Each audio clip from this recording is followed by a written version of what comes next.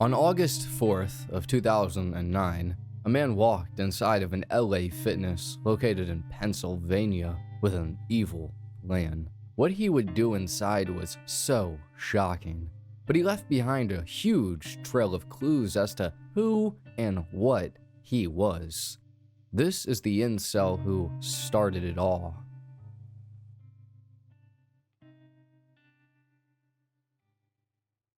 Hello, friend, and welcome to High Time Crime. My name's Joel, and on here I specialize in true crime and also ping pong. Natural born talent, I suppose. But anyway, today we're going over a bizarre case involving a man that can only be described as an incel and his descent into madness. Now, this video will be formatted interestingly. I couldn't figure out a lot about our subject today, but he decided to, for about a year, keep an online journal of his evil plan, and that gives us some great insight into who exactly he is. Though, once again, there are a lot of key things about him we're missing, and I couldn't find a police report. This case is about a man named George Alfred Sodini, who was born on September 30th of 1960 to George and Jean Sodini. George's father, George, was a man of Catholic faith and served in the Korean War. Afterwards, he worked for about 30 years as a signalman for Penn Central, Contrail, and also CSX railroads. He ended up retiring in 1989. I couldn't find much information on what Jean did, but her son mentions her briefly later. George had a brother named Michael and a sister named Cheryl or Sherry, and he got along with neither of them. From 1974 to 1975, George went to Harrison Middle School, and from 9th to 10th grade, he went to Whitehall Junior High, and then from 11th to 12th grade, he went to Baldwin High School. An interesting thing to note here is that a guy named Robert Bowers, who murdered 11 people at the Tree of Life Synagogue on October 27th of 2018, also attended Baldwin High School. They were about 10 years different in age though, so there's zero correlation, just an interesting fact. But George's early life wasn't super talked about, so we have to start way down the line when he's just about 40 years old. Later down the line, when he's 48 years old, he was working as a systems analyst at the law firm of K&L Gates, and he was considered to be a huge incel, which, according to Oxford Languages, is a member of an online community of young men who consider themselves unable to attract women, typically associated with views that are hostile toward women and men who are active. We are about to dive into the mind of a madman. First, we'll start off with George's resume, as this helps piece some of the puzzle together. So we can see that George attended the University of Pittsburgh and obtained a Bachelor of Science degree in computer science, and he has credits in chemical engineering. From January of 1993 to May of 1994, George was a Lotus programmer at Westinghouse. Westinghouse Electric Corporation is an American manufacturing company that's located in Pittsburgh and was founded by a man named George Westinghouse. From June of 1994 to January of 1995, George was a contract programmer at Westinghouse, and here's what he did. From January of 1995 to 1999, when George released this resume, he was a contract software engineer at Development Dimensions International. Once again, here's what he did. George on this resume also put a skills and experience inventory list that depicts how long he's been going and his comfort level with different types of coding. It's very clear that George was a good coder and understood his way around a computer. And this is actually important for his journal, and we'll get to that shortly. I also want to point out that from 1994 to late 1995, George was posting consistently on Google Groups and commenting a lot. Now, what exactly he was commenting, I cannot see most of them, but we do know he commented on a post about the Civil War and just other random things. In the post about the Civil War, though, he wrote, "I am convinced that more drastic action is required to bring the country back to the constitutional order that it was 200 years ago. I don't think any group of political leaders will achieve this for us." On this other webpage that George created, you can see it was updated on March 25th of 1999. His cat is right on the home page, which is actually a hint at what his password was. His cat's name was Snippers. This is once again an important thing for his journal that he starts a bit later. The next webpage that George made, though, was for his website, crazygeorge.com. Yes, that was his actual website name. So even deep down, he knew. But on this website, it seemed as if in the late 1990s to early 2000s, he was updating the site quite frequently. George's first line on this page said, "The privacy policy. I will gladly post any message, personal item, or short story that one wishes to share with the group. Before anything is posted, I must first get approval by the one to whom the item is regarding." That seems like a safe rule to operate by. This isn't George's National Enquirer, and I have no desire to break any personal confidences or invade anybody's privacy. If anybody wants an item removed that was unintentionally posted, notify me. It's interesting that he says this because of what he does later. On this page, though, it was last updated Friday, May 12th of 2000 at 5:50 p.m., and there's a bunch of random things that George did with friends. It appears as if there may have been other people also frequently checking in on the site, because he said in the opening statement about sharing things with the group, "I would click the links that are available, but unfortunately they're all dead and lead to nowhere, so our information is a bit limited." We can see that George went to a computer show, he got tickets to the Pittsburgh Zoo, he went to a gun show, parties, and he was making funny blonde jokes. In this post, there's a few pictures from the 4th of July of 1999 with a few friends, specifically a woman named Pam. George, at the bottom of this site, though, said, "Hey, we made it to 2000. Many years ago, we were promised things like flying cars, robotic maids, 20-hour work weeks by the year 2000, and TV was to replace the public schools. What happened? In any case, let's all stay focused on what's most important, not as a New Year's resolution, but you know what I mean." I actually have no idea what he meant. A few months later, in April, George updated the site again, and this time it was dedicated to the Wheeling, West Virginia bike trail. I'm not sure when, but at some point George had taken up riding bikes, and this was most likely to try and meet women, as that seemed to be a frequent reason as to why he would do things. George would update this site again, but at some point he either changed to or kept both of the websites. But instead of crazygeorge.com, he started posting on georgesodini.com. In 2004, he updated georgesodini.com and posted the Wheeling, West Virginia bike trail page that he made, and up top he wrote, "Hi Kim and everyone else. I just threw this up here from the old site so everyone can see the Wheeling Trail we will be at Saturday, July 26th. The last time I can see that George would update the site for a pretty long time would be when he sold his 1994 Saturn SC2 on August 21st of 2004. He sold it for a few $100. Now, for the next couple of years, the timeline of what George was up to is a bit hazy. I do know that an important part in all of this is that George was going to church, and in 2006, a pastor at the church he attended, or Tetelestai Church, named Alan Knapp, had supposedly influenced him very heavily. Tetelestai is a Greek word that means it is finished in English, and these are the last words that Jesus Christ said before he was crucified. At that church, George also met a woman named Pam, who we'll talk about soon. But for short, they met in 1999, and Pam had a lot of problems with George.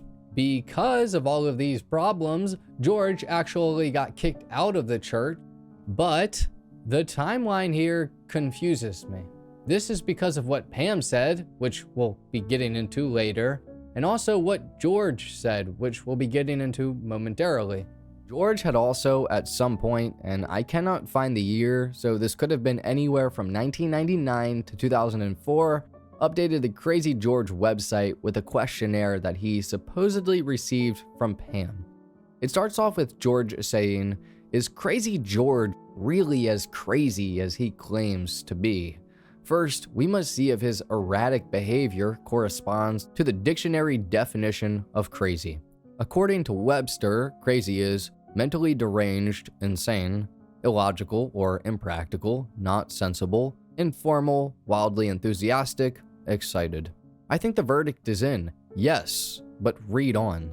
Most everyone has behaved in all of these ways at one time or another. Those who never do are just overly medicated. Ha.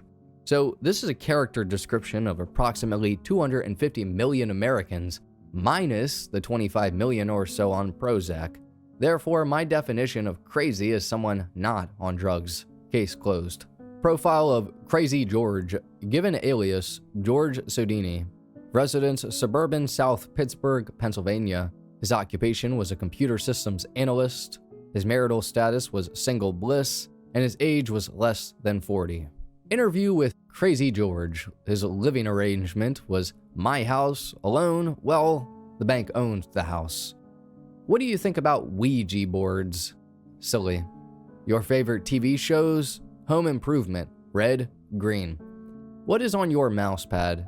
At work, the company logo. Home, I use a trackball. Favorite board game? Risk. Favorite magazines? Popular Science, Computer Shopper. Favorite smells? Home cooking, sweet fruity gum or candy, spring air, not from a can though. Worst feeling in the world? The damn dentist drill. Zzz. I can attest to that one. Best feeling in the world? Leaving work to face at least 4 days off to enjoy nice spring weather. What is the first thing you think of when you wake in the morning? What needs done that day? Roller coaster, scary or exciting? Exciting. How many rings before you answer the phone? Up to 4, then the machine grabs it for me. Present, future, daughter's name. Hope to avoid this type of thing. Present, future, son's name. Not good either. Favorite foods, seafood, chicken. Chocolate or vanilla? Vanilla. Do you like to drive? Absolutely. My 5.5-year-old car has 123,000 miles, and I take the bus to work. Do you sleep with a stuffed animal? Never. Storms, cool or scary? Cool, I enjoy watching a heavy rain wash away the humidity and dirt. What type was your first car? 1975 Dodge Dart, a real clunker. If you could meet one person dead or alive, who would it be? Jesus Christ. Favorite alcoholic drink? Don't drink. What is your zodiac sign? Libra. Do you eat the stems of broccoli? Yes. If you could have any job you wanted, what would it be? Independent stock market analyst who spends maybe an hour or 2 per week giving insight via print or news media. Of course, those analysts make well into 6 figures per year. If you could dye your hair any color, what would it be? Forget the color, I would just like to keep what I have left. Have you ever been in love? Hell yeah, lots of times. I am still single, so obviously nothing ever worked out. What is on the walls of your favorite room? White paint. Is the glass half empty or half full? Half full. What is your favorite Snapple? I am a committed Pepsi drinker. I have a case in my car and drink and drive. Favorite movies? Old-fashioned types, say pre-1960, where the characters had virtue and courtesy. Dirty Harry is good too. Favorite soundtrack? 1970s retrograde tunes, some of which you don't hear anywhere. I have to search at flea markets. Are you a lefty, righty, or ambidextrous? Right, but I can train my left for things. Do you type with your fingers on the right keys? I can't think of any other way. What is under your bed? Lots of dust, I'm sure. What is your favorite number? 3. Favorite sport to watch? Women's basketball or regular Major League Baseball? Say one nice thing about the person who sent this to you. She is intelligent and therefore can contribute to a conversation. Pam Quillin. It's pretty interesting how George didn't want kids, but did want love.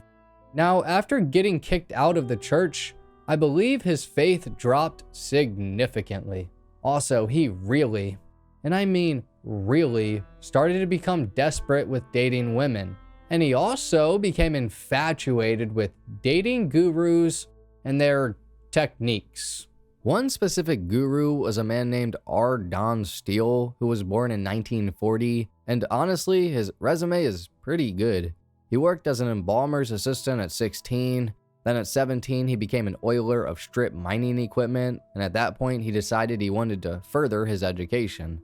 Don went to 5 colleges: Clarion State, Penn State, USC, and Cal State Fullerton, where he earned a bachelor's degree in philosophy, and then he went to Cal State Northridge to obtain his MA in psychology.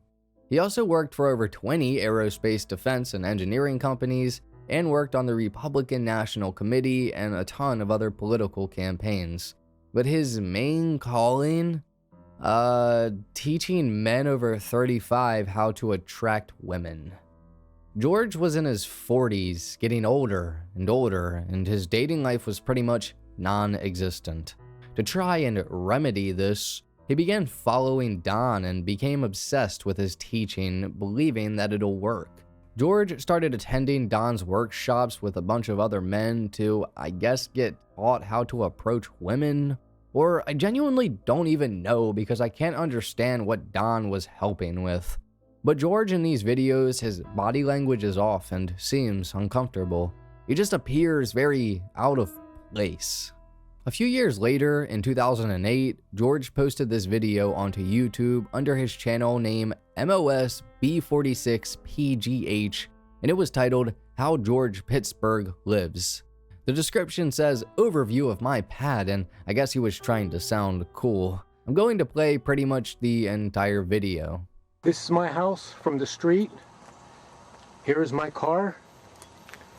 This is a 2-bedroom brick ranch, conveniently located. My car is an '07 Altima. I paid $79,000 for this in 1996. That's considered a lot, believe it or not. Okay, we're approaching the door.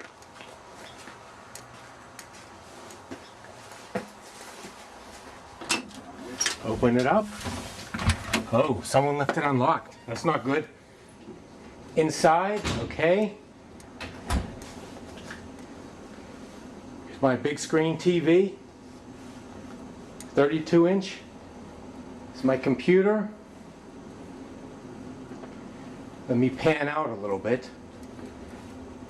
Computer is connected to the stereo, which I listen to my MP3s and everything else. Pan to the other side. Speakers on each side are large. They double as end tables. Okay, couch and chair, they match. The woman will really be impressed. Okay, come over here. There's some reading material that we're all familiar with. I also find it rather funny that he said that there's some reading material that we are all familiar with. This is because, as you can see, all 3 of these books are about dating, and they're all made by R. Don Steele. One's name is Office Politics, a book about how women can succeed in the corporate world. Another is titled How to Date Young Women for Men Over 35. That one's kind of self-explanatory. The last one is titled Body Language Secrets, and that's also self-explanatory. It's very, very clear that George attached himself to Don's teachings as if they were 100% a fact or even worked at all. Come out here through the dining room. I just bought this. Dining room set. Rug, okay. Little hallway, 2 bedrooms. 2 bedrooms. To the right is my bedroom. Extra computer here, they're networked. I'll show you the Cat5 connections downstairs. Okay, looks pretty clean. I'm sure she'll be impressed. Now this back bedroom I use just for storage.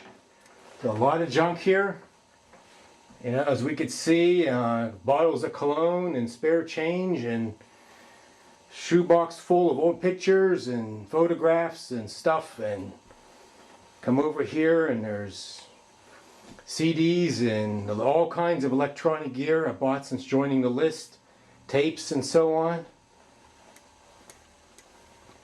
Let me pan out a little bit. Could take a quick walk through back here, through the living room, the hallway. Here's the kitchen. Stove and counter and everything I need. Just cleaned it up. All the cupboard space I need.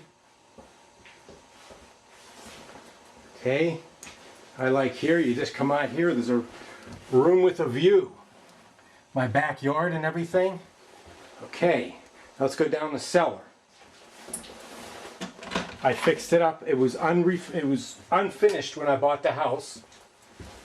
I put up all the paneling and the suspended ceiling. The shelves, I put all this up.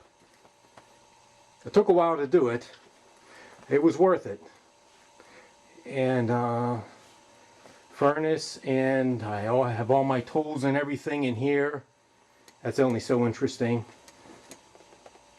Filing cabinet, more junk, more stuff, just all kind of things. Storage for winter, boxes of things. I used to have like 8 or 10 boxes there. I've thrown out and I've only have like 4 or 5. A lot of those are needed. Here's the Cat5 patch panel, and that networks my computers. The router comes in here, the phone lines.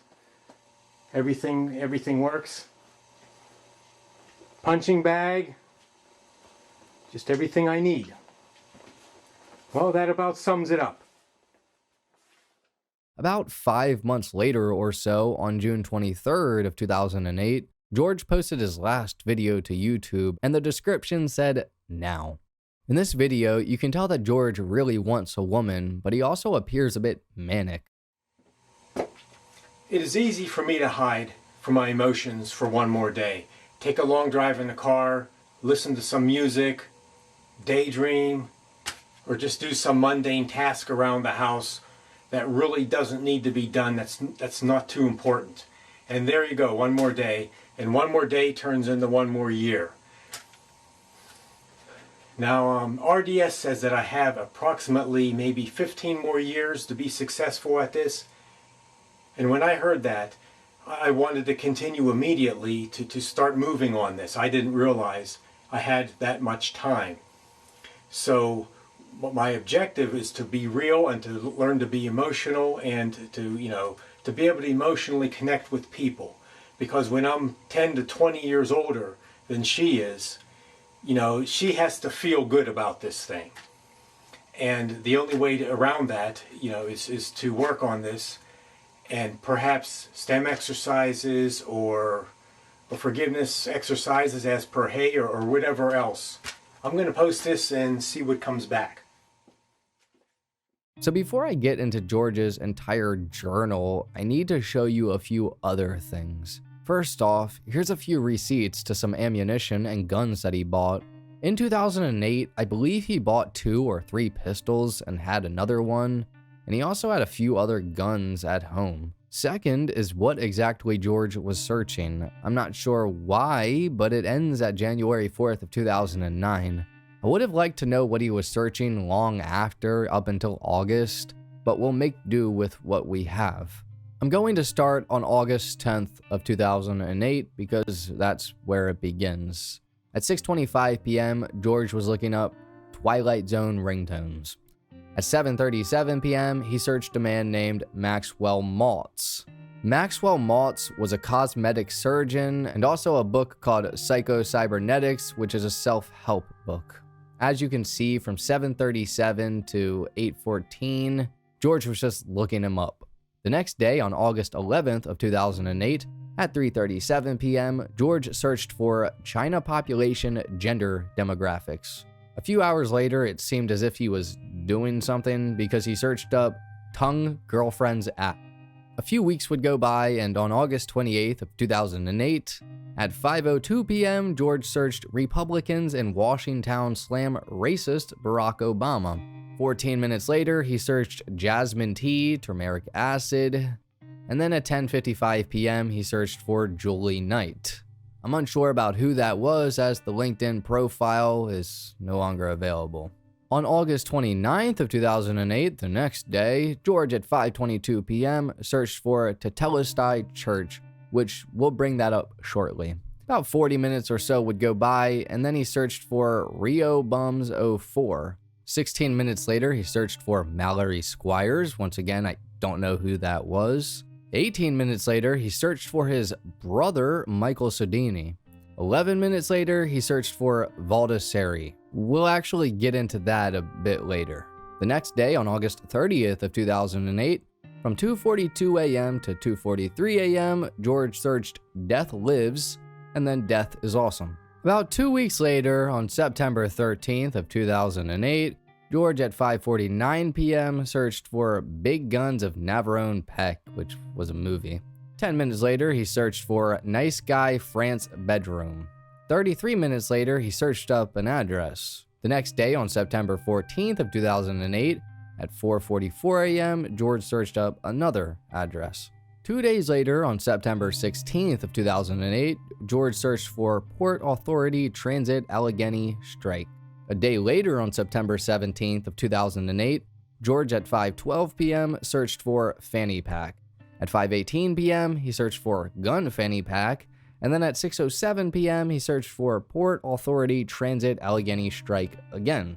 10 days later, on September 27th of 2008, George looks up some pretty interesting things. At 12:02 p.m., he searches Durham Sporting Goods, which is a sporting goods store in Durham, North Carolina. At 12:04 p.m., he searched up Dunham Sporting Goods. About 40 minutes later, he searched up Glock 19 plus P ammo.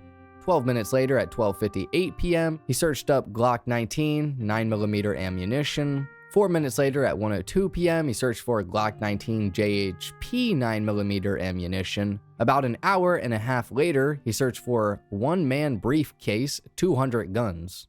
About another hour and some change later, he searched for JHP 9mm ammunition expensive. Then about 15 minutes later, at 4:04 p.m., he searched for JHP 9mm Hydra Shock Federal. Almost a week would go by, and on October 3rd of 2008, the searches continue. George at 4:32 p.m. searched for Gringo. Gringo, or gringa according to Wikipedia, is a term in Spanish and Portuguese for a foreigner. About an hour and some change later, at 5:49 p.m., George searched for 9mm Luger Gold Dot. The next day, on October 4th of 2008, George searched up a bunch of lyrics and other things. At 5:19 a.m., he searched for lyrics for Here Comes the Night. At 3:47 p.m., he searched for Glock 40. At 3:54 p.m., he searched for Lee Page. At 3:56 and 3:57 p.m., he searched for Funk Steven and then Funk Steven DEA. At 4:05 p.m., he searched for Lee Page again. At 4:05 p.m., again, he searched for Lee Page DEA. This is the DEA agent who accidentally shot himself with a gun while teaching people gun safety. A few minutes later, though, George searched up Religious People Wacky Set.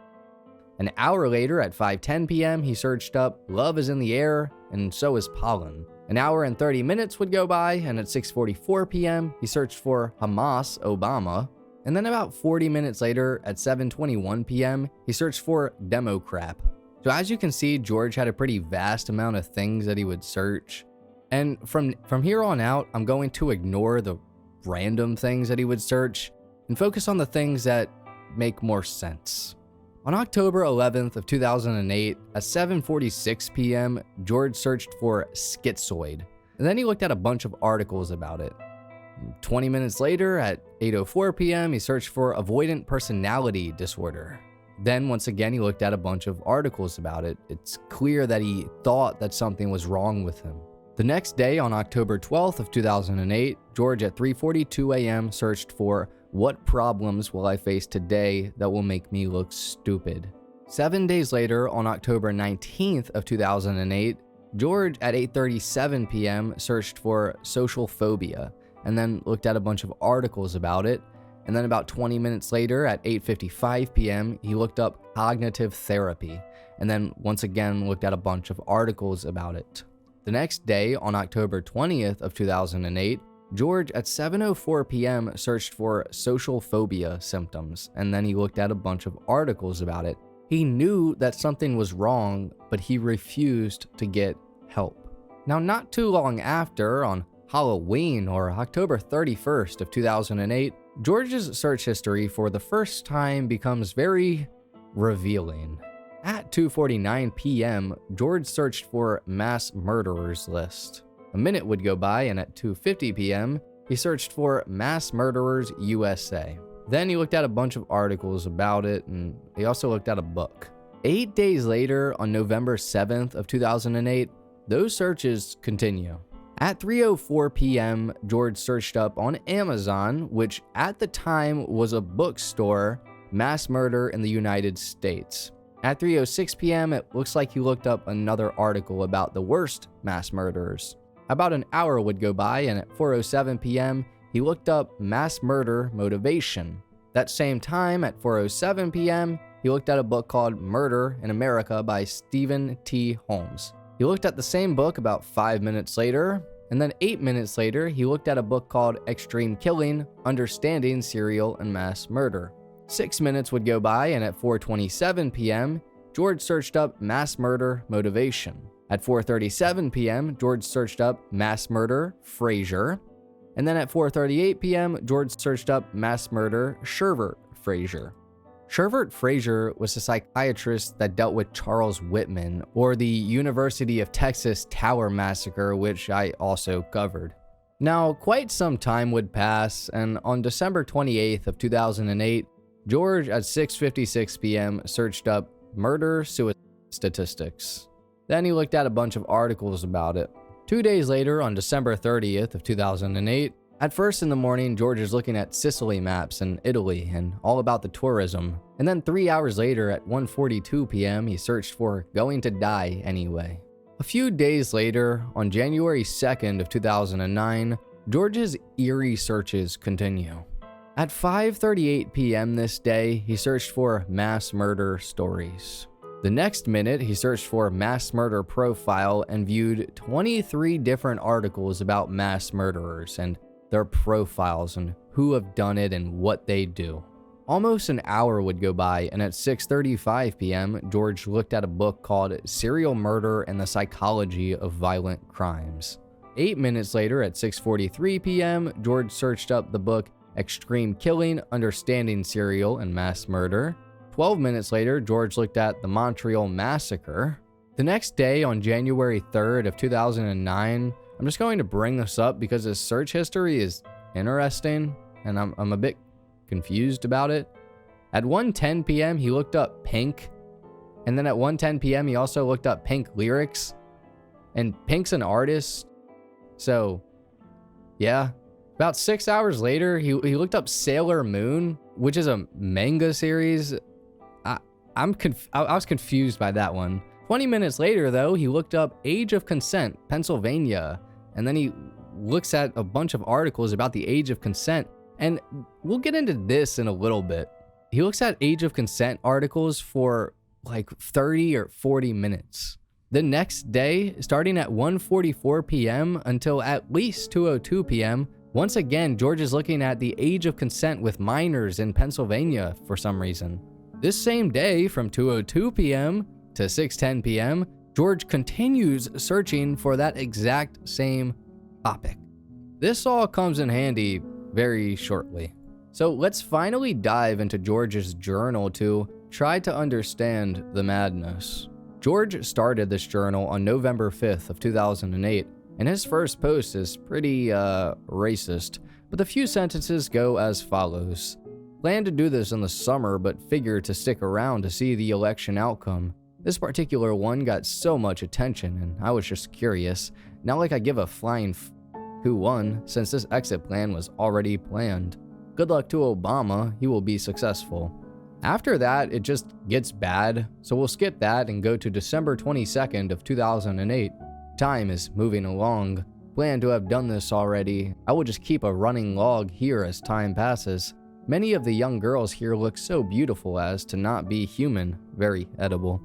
After joining this gym, started lifting weights and like it. Much info about weight programs, diet, etc. on the web, or anything for that matter. Instead of TV, I can Google for hours to relax. TV and most movies are dull.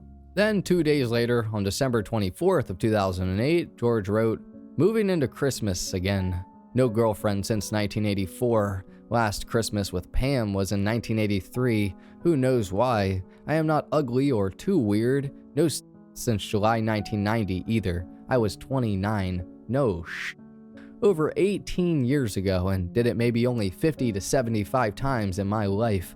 Getting to think that a woman now would just, get in the way of things. Isolated. I have extra money and enjoy traveling too, with my 25 to 30 days of vacation. LA was the best, but going alone is not too fun. Invited to a party on Christmas Day tomorrow. Seems about 15 to 25 people will actually show. I like her parties. I can meet new people and talk. Got the next 8 days off. I should have the exit plan done and practiced by then. I know nothing will change no matter how hard I try or what goals I set." So here George says that his last Christmas was with Pam in 1983. I believe this, and this would only make sense because of the dates that he's referencing, that he's talking about a different Pam than the Pam I'm about to talk about. So technically there was 2 Pams. But Pamela Quillin said that she met and talked to George for the first time in 1999 at the Tetelestai Church.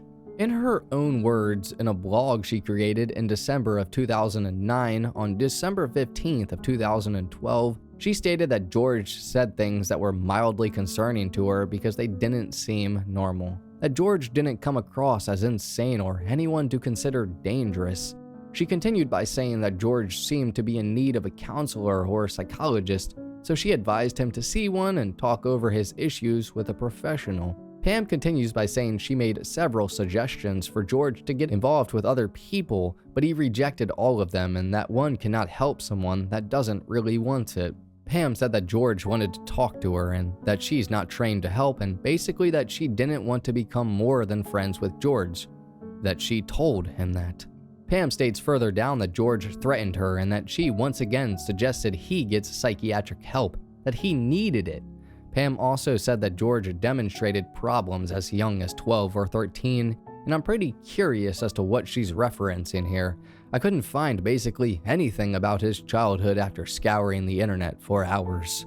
Pam finished this blog post by saying that George was rational enough to get help, but once he was told he needed it, he refused. And that she doesn't think that George wanted to do the hard work as much as he wanted someone else to do it for him. I'm going to bring up this news article from 2009 also, as it brings more clarity to the Pam and George situation.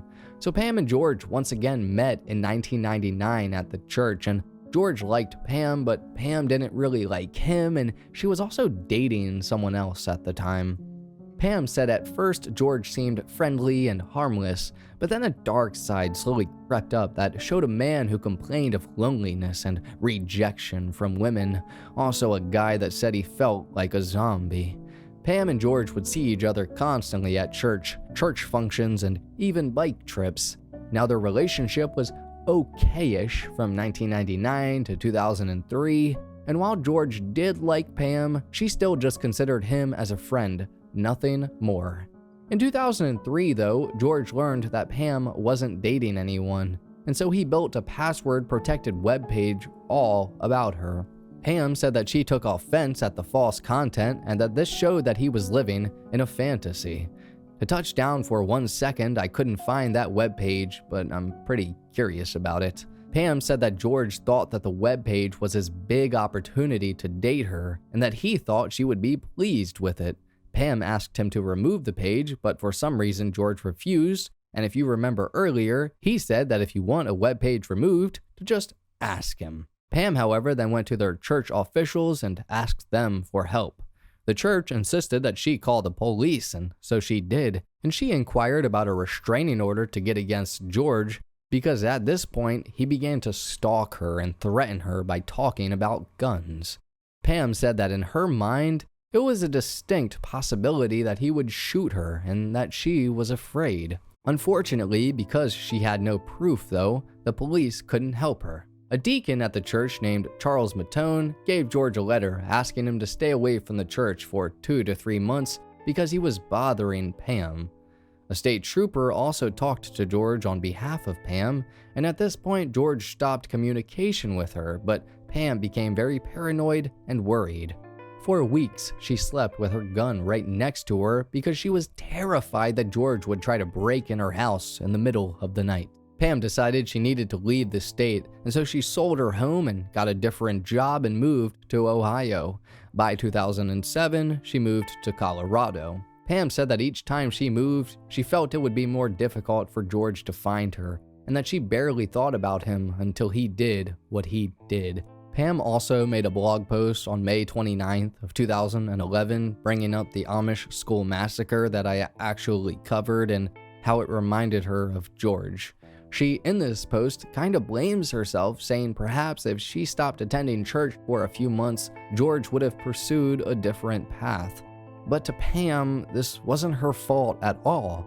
Nothing she did was wrong, and George was acting like a creep. He deserved everything he got. Going back to George's journal, on December 28th of 2008, he wrote, "Glad I stayed around. All these days off are great. I will shoot for Tuesday, January 6th of 2009 at maybe 8:15. I have a list of to-do items to make." The next day, on December 29th of 2008, he said, "Just got back from tanning, been doing this for a while. No gym today, my elbow is sore again. I actually look good. I dress good, am clean shaven, bathe, touch a cologne. Yet 30 million women rejected me over an 18 or 25 year period. That is how I see it. 30 million is my rough guesstimate of how many desirable single women there are. A man needs a woman for confidence. He gets a boost on the job, career, with other men, and everywhere else when he knows inside he has someone to spend the night with and who is also a friend. This type of life I see as a closed world with me specifically and totally excluded.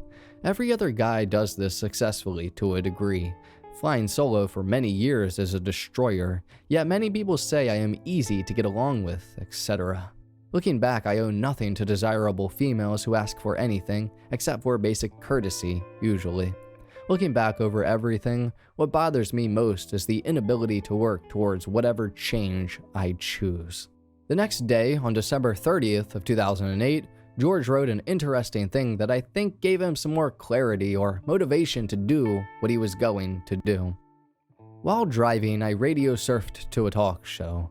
The caller was a 30-ish black man who was describing the despair in certain black communities. According to him, life is cheap there because you are going to die anyway when you get old. It is the quality of life that is important, he said. If you know the past 40 years were crappy, why live another 30 crappy years, then die? His point was they engage in dangerous behavior which tends to shorten the lifespans, to die now and avoid the next 30 crappy years, using my example. The host got sarcastic and ended the call instead of trying understanding his point. Agreement wasn't necessary. I put music back on, but it was interesting and useful point for me to hear. The next day, on December 31st of 2008, George gets into some interesting topics, and for the first time, we get to kind of understand who his family was. My anger and rage is largely gone since I began lifting weights. Lifting drains me, but I still have energy.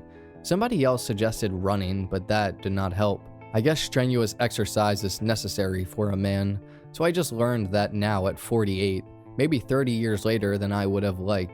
My dad never, not once, talked to me or asked about my life's details and tell me what he knew. He was just a useless sperm donor.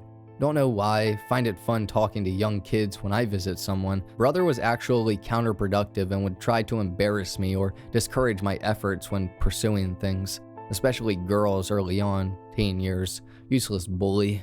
Result is I am learning basics by trial and error in my 40s, followed by discouragement. Seems odd, but that's true.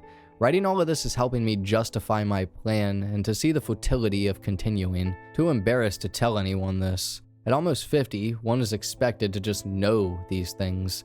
I hope it doesn't snow on Tuesday. Just thought of that. The crowd would be so thin I would postpone. Shit. Now that I am on the topic of family and people I know, I might as well make a summary of shorts to show where things stand. This is New Year's Eve. I have time. No date tonight, of course, so. Honorable mention to Telestide Church in Pittsburgh, Pennsylvania. Be ye holy, even as I have been ye holy. Thus saith the Lord thy God. As Pastor Rick Knapp would proclaim, holy religion is a waste. But this guy teaches, and convinced me, you can commit mass murder, then still go to heaven. Ask him, call him, and then George gave his number. If no answer there, he should still live at, then George gave his address. In any case, guilt and fear kept me there for 13 long years until November of 2006. I think his crap did the most damage. Their website, Mum, the central boss, and then he gave her address. Don't piss her off or she will be mad and vindictive for years. She actually thinks she's normal, very dominant, her way and only her way with no flexibility toward everyone in the household, a power and control thing. People outside the immediate family like her. Why are people vicious with their closest ones? She is the boss above all other bosses. Michael Sodini, a boss, my brother, Mike Sodini. Then he gave his address. Always the big bully, twice the size of most others. When he bullied or harassed someone, it was the other person who deserved it. It was always about him. Way too self-absorbed, too. Still is. Used to like to embarrass guys in front of their girlfriends. Lots of other shit. Kind of guy you actually loved to hate. The biggest, most self-centered jag-off I know. He took those bullying skills into the business world and is doing good financially. He is a big wheel only in his mind. Most people can see through all his manipulation. He calls only when he wants something. Sherry, sister, more of a victim than anything, copes by exercising much control over her adult children. We used to be close until her control of L&D caused a conflict, never the same after. L&D are Sherry's children, and then George after this writes their names and talks about them for a second, but I'm not going to talk about that. George then writes idiots, and he writes out a guy's name, and that guy's name is Andy Polkowski. I have been in bar rooms and church groups. The worst people by far are the religious types, especially a right-wing, stiff-faced fundy like Andy. A fundy is a fundamentalist Christian, just so you know. Condescending, demeaning, passive-aggressive person. Frigid, rigid, linear, and totally inflexible. Being a very serious person, he cannot hide his frown-lined face. He better not try to smile, lest his face might crack. I knew children of parents who grew up in strict religious homes. Religion has a certain stink to it of guilt, shame, fear, and that moral standard that always contradicts the natural tendencies and desires of a person. Therein lies the conflict. Young person cannot experiment with things to decide on their own and establish their own perimeters, so they tend to cut loose and really rebel much worse than the average young person. Ma and Pa never know what goes on. They easily BS their parents because they want to believe their little one is an angel. Andy has a young daughter, Bethany Polkowski, away at college. Then he says what college she went to. I saw her picture on his desk. She's your basic, attractive young girl. Please reread my entry made on November 5th. That's the only thing she can do. You Andy types out there need to further strengthen your strict resolve and do more of the same thing, because those girls were great when I recall my college years. She is someone's, or many guys', little hoe now, I am sure. Another point about Andy. How can someone be cold, vicious, sarcastic, and generally nasty all the time, and then make the claim about their church life and how good they are? Total hypocritical idiots. That's all for now. That felt good. Let's continue. Several days would pass, and on January 5th of 2009, boy, do things really start to get ominous. George wrote, was at the gym to lift. Very crowded. Tomorrow should be good. There's a woman there that gives me a certain look every time I am there. I decided to walk over and make a comment about the crowds, but she left when I finished the exercise. Better that I do not get sidetracked from tomorrow's plan anyways. Life is just playing games. 1 or 2 dates with her, then the end. No matter how many changes I try to make, things stay the same. Every evening I am alone and then go to bed alone. Young women were brutal when I was younger. Now they aren't as much, probably because they just see me as another old man. I see 20-something couples everywhere. I see a 20-something guy with a nice 20-ish young woman. I think those years slipped right by for me. Why should I continue another 20+ years alone? I will just work, come home, eat, maybe do something, then go to bed, alone, for the next day of the same thing. This is the Auschwitz syndrome. To be in serious pain so long one thinks it is normal. I cannot wait for tomorrow. The next day, on January 6th of 2009, George was going to go through with his plan, but didn't. I can do this. Leaving work today, I felt like a zombie, just going through the motions. Get on the bus, get the car, drive home. My mind is screwed up anymore. I can't concentrate at work or think at all. This log is not detailed. It is only for confidence to do this. The future holds even less than what I have today. It is 6:40 p.m., about an hour and a half to go. God have mercy. I wish life could be better for all, and the crazy world can somehow run smoother. I wish I had answers. Bye. It is 8:45 p.m. I chickened out. Shh. I brought the loaded guns, everything. Hell. A few months would go by, and on April 24th of 2009, George wrote in his journal again, this time about his job and being sad about women. Early last month, we had our second general layoff. I survived. First one was in November, when I began 10 years ago. That used to be a nice place to work. I understand the need to reduce staff when times sour, but this is out of proportion to the economic problems at this time. The economy is shrinking by about 4 to 5%. They decided not to pay Christmas bonus for staff. That amounts to about 8% of yearly pay. Well, okay. Plus, no yearly merit raise, another 3.5%.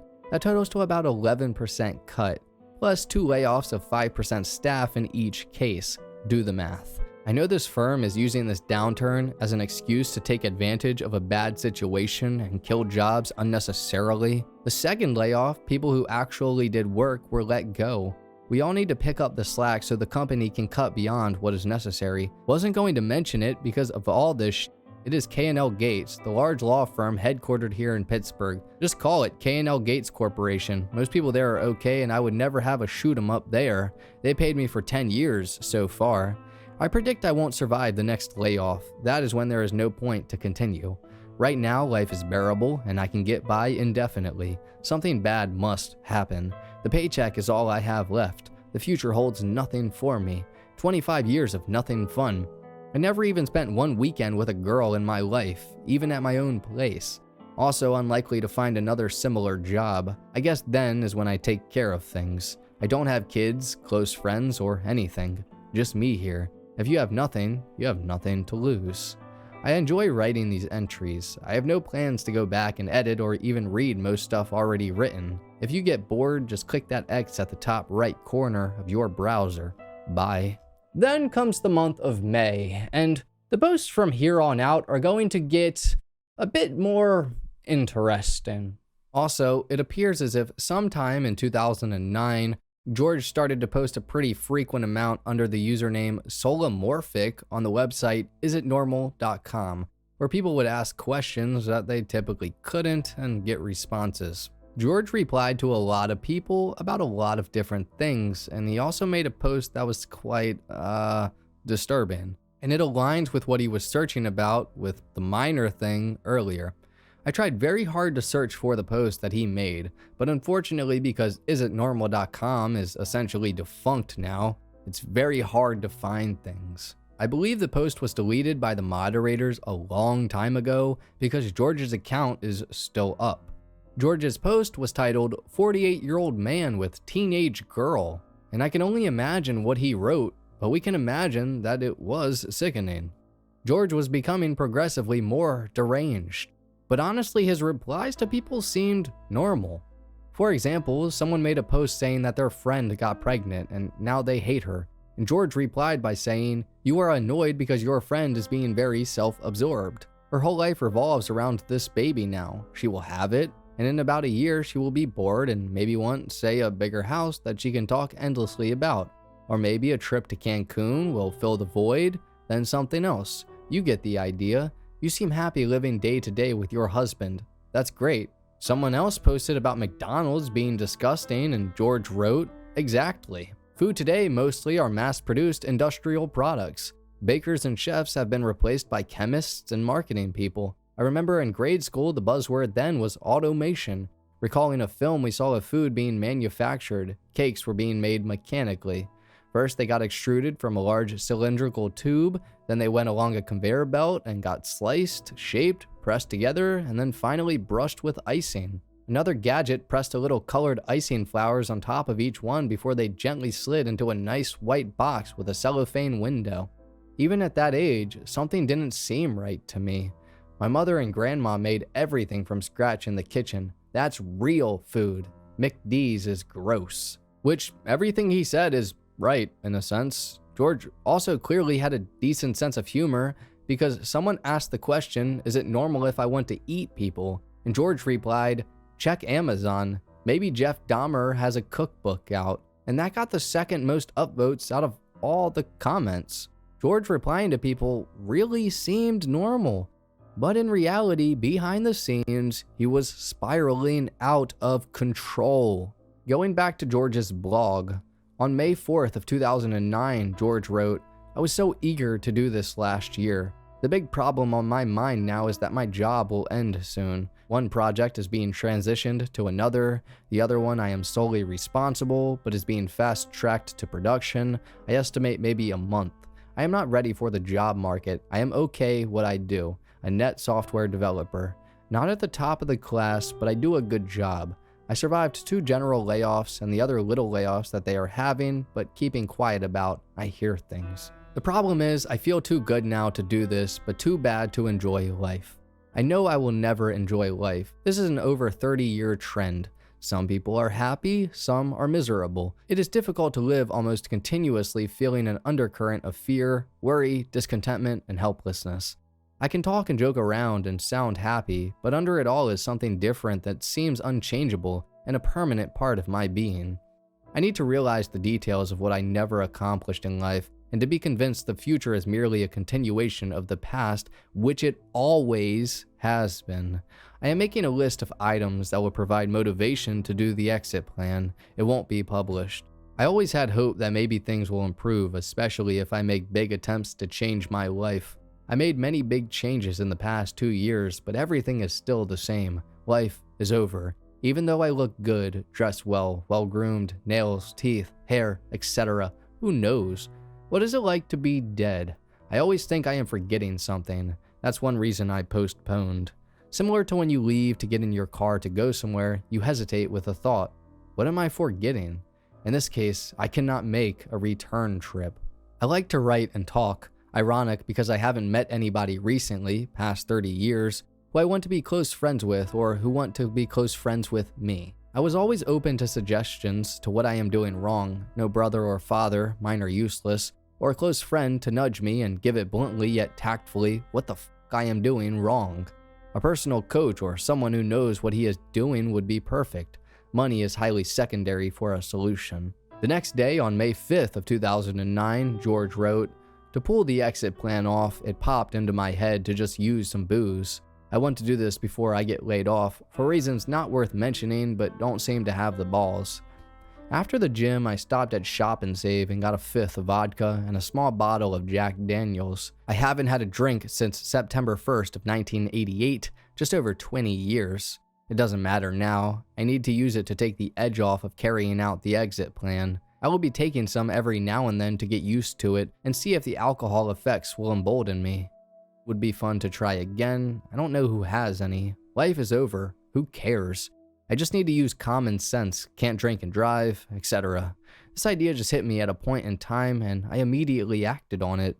Same thing happened when I decided to go back to Pitt full time. First day was Monday, May 8th of 1989, and to buy that house that closed on Friday, September 30th of 1996, to name 2 examples I remember so well. The list idea yesterday is working. I carry it in my wallet and add to it. I am feeling too good to carry this out, but too bad to enjoy anything. My life's dilemma. The next day, on May 6th of 2009, George wrote, I started the Jack Daniels, about 1 ounce with some tea to get me started. No big deal. A day later, on May 7th of 2009, George wrote, went to the gym and did mostly cardio. My heart rate was 117 just from walking on the treadmill at 3.4. This should be done a few times a week for maybe 15 minutes or so to keep the heart active. I sprinted a few times to push the limits. 11 days later, on May 18th of 2009, George makes a very interesting post. I actually had a date today. It was with a woman I met on the bus in March. We got together at 2 PPG Place for lunch. The last date for me was May 1st of 2008. Women just don't like me. There are 30 million desirable women in the United States, my estimate, and I cannot find one. Not one of them finds me attractive. I am looking at the list I made from my May 4th idea. I forgot about that for several days. That tells me where I stand. These problems have gotten worse over a 30-year period. I need to expect nothing from me or other people. All through the years, I thought we had the ability to change ourselves. I guess that is incorrect. Looking at the list makes me realize how totally alone, a deeper word is isolated, I am from all else. I no longer have any expectations of myself. I have no options because I cannot work toward and achieve even the smallest goals. That is, above all, what bothers me the most. Not to be able to work towards what I want in my life. I believe I am deserved that. I read recently it is called self-efficacy, but who knows? Is that more psycho babble? A week later, on May 25th of 2009, George wrote, I was invited to a picnic and I went. An older woman there, out of the blue, asked if I liked high school, then quickly asked if I was picked on very much. Interesting why she would ask that, but thanks. I already know what the problem is, but a solution eludes me. 4 days later, on May 29th of 2009, George wrote, another lonely Friday night. I'm done. This is too much. A few days would pass, and George on June 2nd of 2009 logged another entry. He said, some people I was talking with believed I date a lot and get around with women. They think this because I showed an email I got from a hot woman to the department gossip, but it didn't work out. All this is funny. Actually, I haven't had since I was 29 years old, 19 years ago. That's true. George then posted 3 days later on June 5th of 2009. I was reading several posts on different forums, and it seems many teenage girls have frequently. One 16-year-old does it usually 3 times a day with her boyfriend, so, after a month of that, this little hoe has had more than me in my life, and I am 48. One more reason. Thanks for nada, bitches. Bye. He's definitely referring to the website Is It Normal here. George stopped posting for about a month, and then on July 4th of 2009, continued. He wrote, wow, already late evening. I stayed in all day. Can't believe there was nothing to do today. No parties or picnics. What the fuck? No need to leave now. A few weeks later, George on July 20th of 2009 wrote again, and these next 2 posts he makes give us some pretty good insight. Been a long time since last write. Everything still sucks, but I got a promotion and a raise, even in the shitty Obama economy. No more grunt programming. Go figure. New boss is great. He tactfully says when you did something wrong or compliments on good things. Never confused with him, but that is not what I want in life. I guess some of us were simply meant to walk a lonely path. I have slept alone for over 20 years. Last time I slept all night with a girlfriend, it was 1982. Proof I am a total malfunction. Girls and women don't even give me a second look anywhere. There is something blatantly wrong with me that no goddamn person will tell me what it is. Every person just wants to be fucking nice and say things to me. Flattery. Oh yeah, I am sure you can get a date anytime. You look good, etc. Puss. Aw, wait. I can just start being self-righteous and say I live a good, clean life and I am holy. That's all Rick Knapp stuff. Hear that, you I am just good. 3 days later, on July 23rd of 2009, George wrote again. Wow. I just looked out my front window and saw a beautiful college-age girl leave Bob Fox's house across the street. I guess he got a good lay today.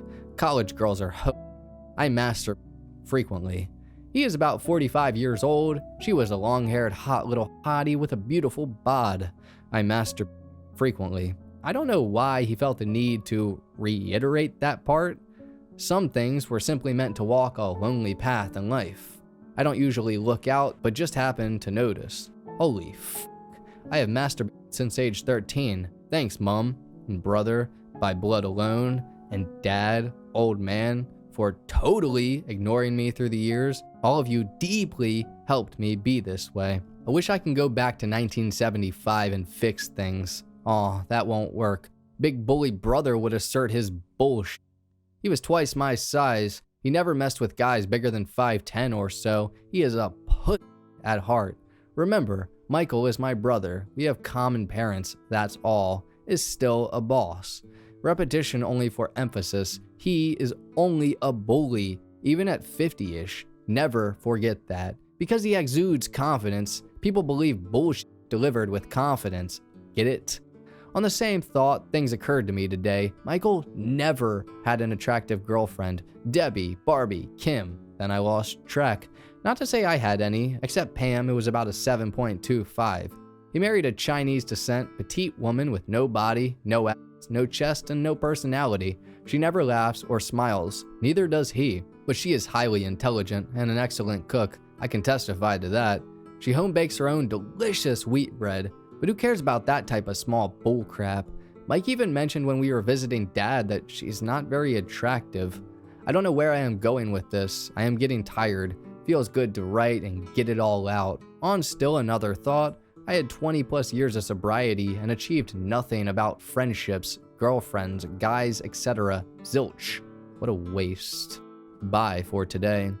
About 2 weeks later, on August 2nd of 2009, it seems as if George had finally started to get actually ready. He said, "Biggest problem of all is not having relationships or friends, but not being able to achieve and acquire what I desire in those or many other areas. Everything stays the same regardless of the effort I put in. If I had control over my life, then I would be happier. But for about the past 30 years, I have not." The next day, on August 3rd of 2009, George wrote his last post on his blog, and here's what he said. "I took off today, Monday, and tomorrow to practice my routine and make sure it is well polished. I need to work out every detail, and there is only one shot. Also, I need to be completely immersed into something before I can be successful. I haven't had a drink since Friday at about 2:30. Total effort needed. Tomorrow is the big day. Unfortunately, I talked to my neighbor today who was very positive and upbeat. I need to remain focused and absorbed completely. Last time I tried this in January, I chickened out. Let's see how this new approach works. Maybe soon I will see God and Jesus. At least that is what I was told. Eternal life does not depend on works. If it did, we will all be in hell. Christ paid for every sin, so how can I or you be judged by God for a sin when the penalty was already paid? People judge, but that does not matter. I was reading the Bible and the integrity of God beginning yesterday because soon I will see them. I will try not to add any more entries because this computer clicking distracts me. Also, any of the practice papers left on my coffee table I used or the notes in my gym bag can be published freely. I will not be embarrassed because, well, I will be dead. Some people like to study that stuff. Maybe all of this will shed insight on why some people just cannot make things happen in their life, which can potentially benefit others. A bit down the page, at the bottom, George wrote, miscellaneous. Probably 99% of the people who know me, well, don't even think I was this crazy. Told by at least 100 girls and women over the years I was a nice guy. Not kidding. 2. Leanne Valdesari had my baby in early 1991. Haven't seen her since she was about 4 months into it. I knew her sister Chris from high school. Remember how earlier George searched up Valdesari on Google? 3. Net worth slightly more than $250,000 after all debt as of end of 2008. 4. Death lives. To touch on number 2, Leanne Valdesari having George's baby. I don't believe that's true, though it could have been. Let me explain. A girl named Carla was the one who people thought was George's child at first, but Carla was born to Leanne's sister, Tina. I know this because Carla's stepfather said so. Also, the stepfather said that George was probably incorrect about Leanne being the mother of his child because her child was born in September of 1990 and not early 1991. Also, that Carla was born in mid-November of 1990, so Carla was definitely not George's child. But this stepfather also further stated that he doesn't know if Leanne's son was George's, but Carla was definitely not, and that George made a reference to Leanne having a sister named Chris, but that she didn't. They don't know who Chris was. Leanne Valdesari actually passed away in 2004 from alcohol poisoning, and she left behind 2 sons and a husband. Carla was the girl who people thought was George's daughter, but was actually Leanne's sister's daughter. She made a post on her blog on Thursday, August 6th of 2009, and said, 1. George Sodini is not my father in any way, shape, or form, nor is Leanne Valdesari my mother. She was, however, my aunt. She passed away in October of 2004 and was a very kind, caring, and loving woman. She was never married but had 2 sons, one of which George Sodini claimed to be the father of. His timing is about 3 months off, but I'll have you curious Googlers know that he is having DNA testing done tomorrow, and then we will all know. Not that the results matter, as he has been raised also by a very caring man who we will all consider to be his father no matter the outcome. Now, this son never had DNA testing done. Leanne's boyfriend or husband or whoever he was, Gary, came out on August 8th and said that he doesn't intend to get one done. But going back to George's website for 1 second. So just to give you some clarity, in order to get into the website, you needed to enter a password, which was George's cat's name, Snippers. Inside of the blog, a log entry was commented out of the code, aka George hid it from those who would visit the blog normally, but if you examined the HTML code, you could see it. The hidden entry read, "At the gym, I saw a woman I like. I see her at the park and ride sometimes, so she isn't a stranger. Occasionally, she makes good eye contact and smiles, etc. She is maybe 40-ish and attractive to me. I made a brief conversation to her and a younger woman she was with today. To get a friend like her and for nighttime action, I would cancel this plan or put on hold, at least for a while," which doesn't seem that ominous to hide, but he did it anyway? All the way at the top of the blog, this is what it read. George Sodini, age 48. Date of birth, September 30th of 1960. Date of death, August 4th of 2009. He was 5'10", he was 155 pounds, and never married. He lived in Pittsburgh, Pennsylvania, USA. Me, which redirected to a picture of him. Then below this, he said, "Why do this? To young girls, just read below. I kept a running log that includes my thoughts and actions after I saw this project was going to drag on." Also, all of this information, I mean the receipts, the search history, etc., was all found by a guy named Alex. In 2009, it became very popular that Alex was a hacker from Canada. But in reality, Alex was from Pittsburgh and 19 years old. He lived very close to the shootings, and he wanted to figure out what exactly happened. Alex had a T1 line equipped with servers installed at his father's home, and the night he hacked into George's stuff, he called his mother in a manic state. Alex helped to figure out a lot of information about George, and it's worth noting that the way that he did it was by hacking into George's email by using the password recovery, which asked what was George's cat's name. And it was Snippers. So that's how Alex was able to get in. Now, George, though, seemed like he was finally ready. And on August 3rd of 2009, this would be the last time he'd ever go to sleep.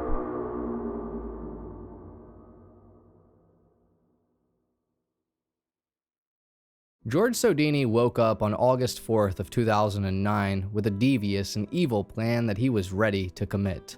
This time, he was actually going to fall through with it. George got ready wearing an all-black gym outfit and even the headband, too. He got a bag together and put 4 pistols inside of it, 2 9mm handguns with 30-round magazines, a 45 caliber revolver, and a 32 caliber revolver. George also had a note inside of the bag and 2 full extra magazines. He left a bunch of notes on his coffee table, but we don't ever get to see those notes, and I'll touch on that in a bit. George was now ready. At 11:40 a.m., he went to his local LA Fitness in Collier Township, Pennsylvania. It's unclear how long he stayed for or when he left, but he did, and what he did for the rest of the day isn't known. What is known is that at 7:40 p.m., George entered the LA Fitness for the second time that day, and very shortly after left. At 7:45 p.m., George made a frantic phone call to his mother, and he told her that he planned to kill a bunch of people and that he didn't plan on surviving. He then hung up the phone. A few minutes would go by, and at 7:56 p.m., George swiped his entry card and walked into LA Fitness for the last time. This time, he carried with him his duffel bag. George would fiddle around for about 15 to 20 minutes or so, and at 8:15 p.m., he walked into the exercise room, which is where a Latin dance class was going on, with about 22 women inside. It was being led by the pregnant dance instructor, Mary Primus. George walked inside of the class and held the light switch down for 15 seconds in order to turn the lights off. Apparently, someone at the gym taught him how to do that. As soon as the lights turned off, the women were very confused, but George's madness immediately started. He pulled out both of his 9mm pistols, he dropped his gym bag, and then pulled out both of his 9mm pistols in both of his hands and walked about 10 feet inside of the room. George then started firing the guns, and the mirrors were getting destroyed. All of the women were running towards George to try and run out of the room because he was right where the exit was, and there was only one exit. George ended up shooting a total of 12 women. 3 of them ended up dying from their wounds. After about a minute of shooting, George began to look around the room and then just sat down. He started to organize everything that was around him, I guess to make it look how he wanted. And eventually he took out his .45 caliber revolver, and with one last shot, George Sodini was now gone. The police were called at 8:16 p.m., literally a minute after George began his destruction, but of course, they just weren't fast enough. 9 women were severely injured, including the dance instructor Mary Primus, and 3 other women were dead, all at the hands of a deranged madman.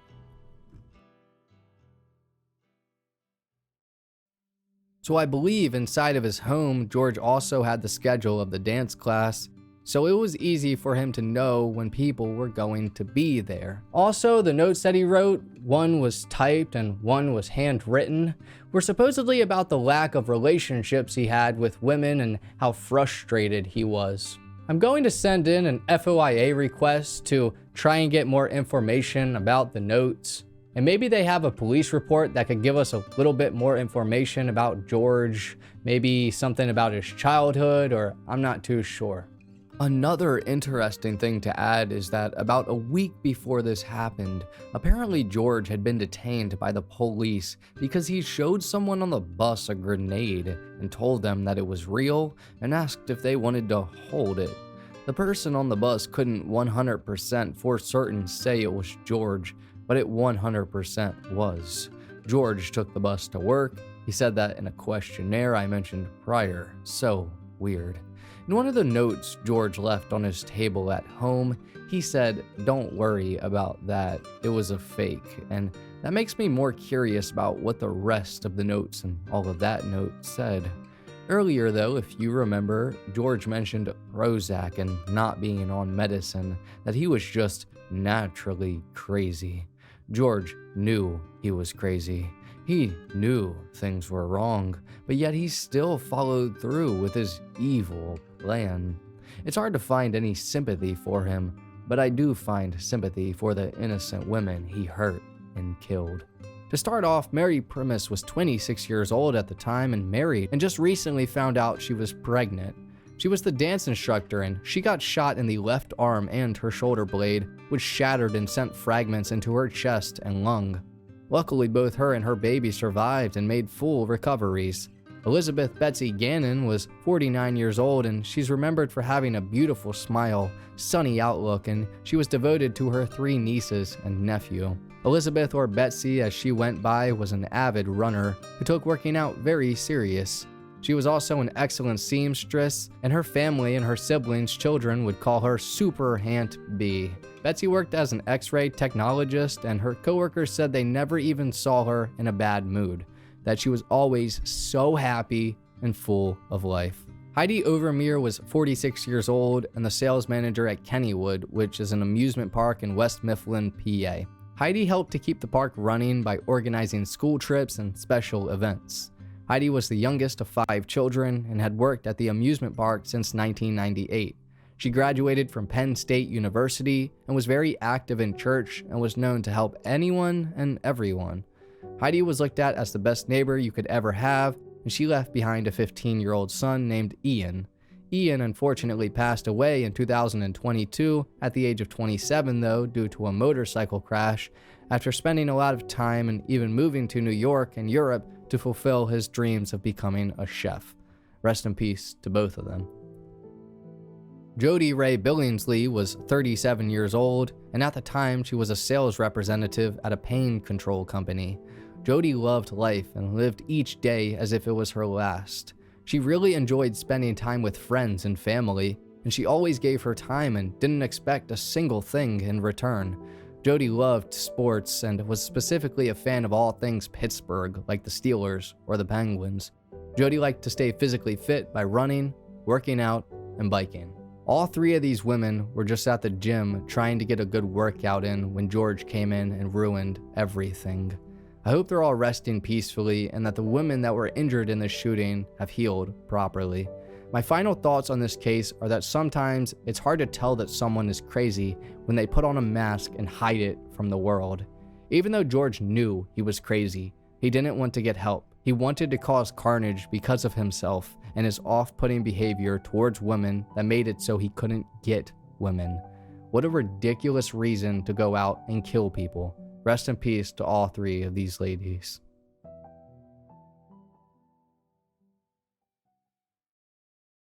But anyways, thank you for watching this episode of High Time Crime.